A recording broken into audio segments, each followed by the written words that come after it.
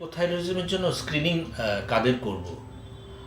যেমন এটা নিউবর্নদের জন্য কিন্তু অবশ্যই জরুরি এবং অনেক দেশেই এটা ম্যান্ডেটরি নিউবর্ন বেবিদের থাইরয়েড ফাংশন টেস্ট।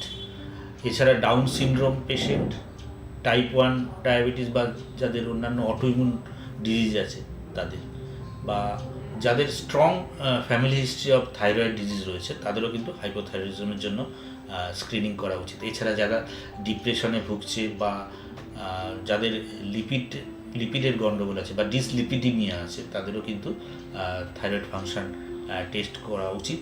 এছাড়া যারা লিথিয়াম পাচ্ছে তাদেরও কিন্তু থাইরয়েড ফাংশন টেস্ট করা উচিত। যাদের প্রেগনেন্সি আছে বা যাদের personal history of thyroid disease আছে তাদেরও কিন্তু স্ক্রিনিং টেস্টটা করা জরুরি। ভালো থাকবেন, সুস্থ থাকবেন।